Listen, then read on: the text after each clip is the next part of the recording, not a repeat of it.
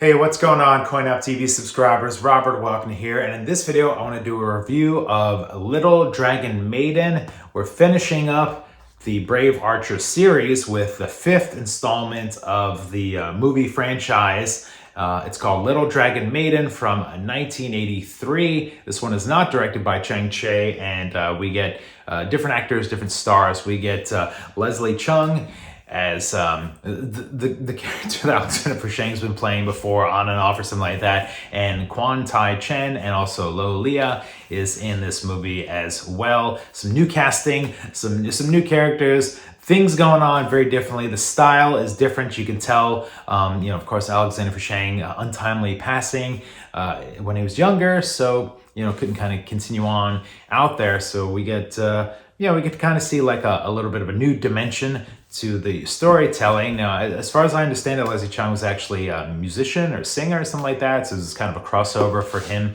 into acting, and he actually has a big acting career. And this is kind of, I think, if it's not his first movie, it's one of his early movies there. So Leslie Cheung starts off as a beggar in the movie, scrounging around for food, fighting other beggars, trying to get some food and money and stuff, and then is eventually adopted by Chen and his wife, who sent him off to learn kung fu. We get to see some monks and some shenanigans with that. Some of that's kind of interesting, some of that's kind of fun.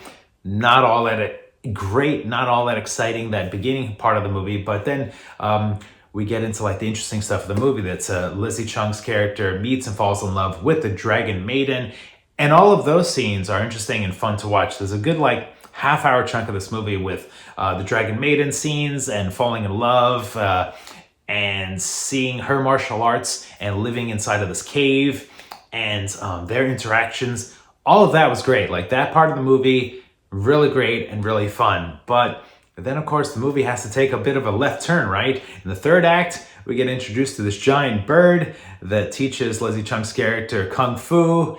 And then there's an all-out brawl with like a new martial arts master that's introduced in the movie. Because, you can't just have things, following through in a story. You got to keep introducing new elements along the way. Big giant bird, new kung fu master to fight, new this, new that. Keeps you on the edge of your seat, keeps you guessing, that's for sure. But I don't know if that's so much a good or bad. I would say overall there's some interesting fights here. Nothing really stands out on like a rewatch.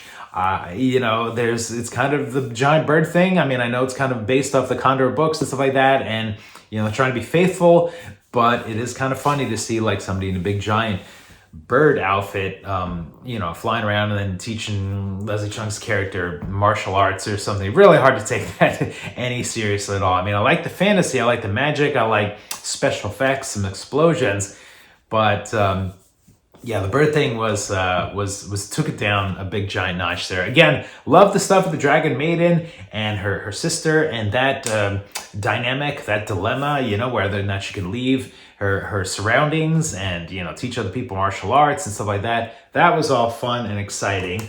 Let me just see. This disc here has from Shout Factory audio commentary with James Mudge. I'm not sure if I'm pronouncing that correctly.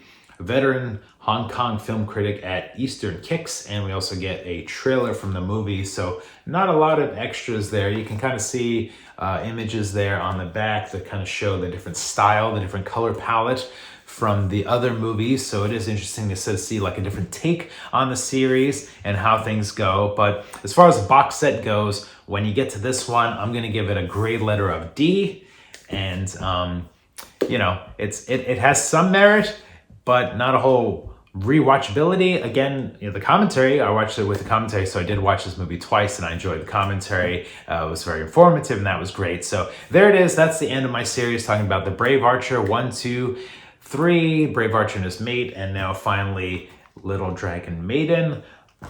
You let me know in the comments below what other martial arts, what other Shaw Brothers movies I should review. I have a whole collection there, and I'm hoping to start tackling some more now that I'm finished with this series. If you're new to my channel, please subscribe, hit that like button for CoinOpTV. We'll see you next time.